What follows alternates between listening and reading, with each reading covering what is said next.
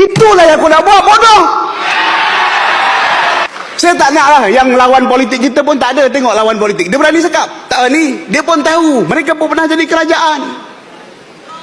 Ni isu babi ni semua.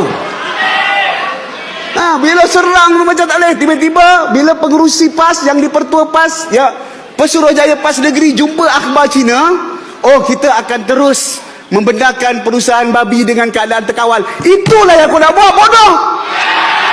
Sedap hang amin no, pembodohkan orang lo. Yang hang pembodohkan tu, Pesuruhjaya PAS Selangor tu, pangkat-pangkat ayah hang tu. Umur pangkat-pangkat ayah hang. Hang tak ada adab, hang tak ada akhlak, hang tak hormat orang tua. Walaupun musuh politik hang, hormatlah meh. Sampai nak bodoh-bodoh ni pasal apa? Pasal bos pun garang, hang pun nak menggarang juga sekali. Jadi isu babi ni, waktu tu hang dah jadi MB 8 tahun dah meh. 8 tahun dah hang jadi MB Selangor. Hang tak boleh selesai masalah ni.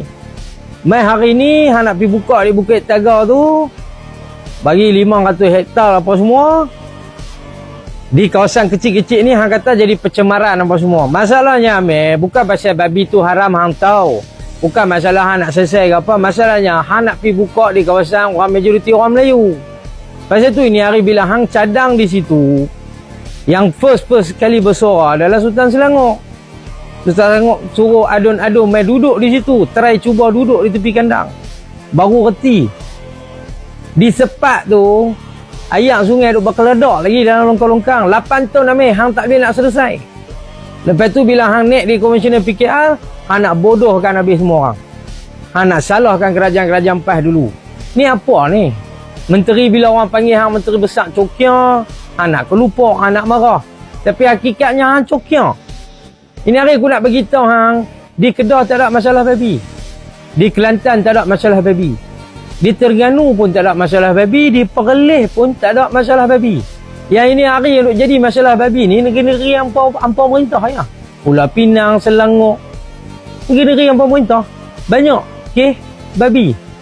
Ini hari aku nak bagi tahu ke hang kenapa di negeri-negeri AG4 ni tak ada masalah babi. Sebab menteri besar cerdik. Pandai settle. Zaman Ustaz Azizan di Kedah settle cara baik. Tak ada demo-demo. Ini hari di Selangor orang berdemo, orang Melayu berdemo.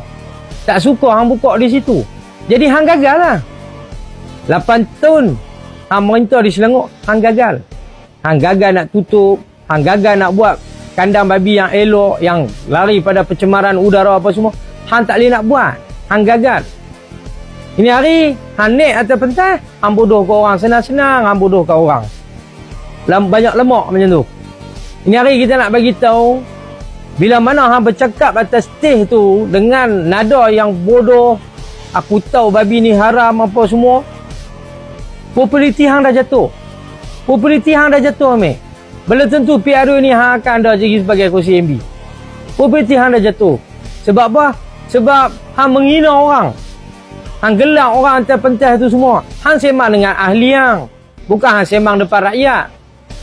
Jadi hang kena berfikir di situ.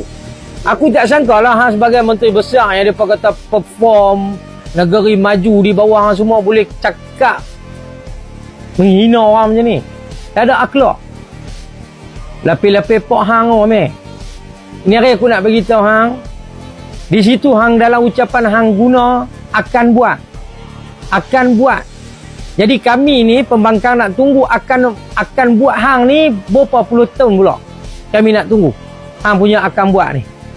Janji mau tepati. Jangan jadi macam bos hang. Hari ni cakap lain, besok cakap lain, lusa cakap lain.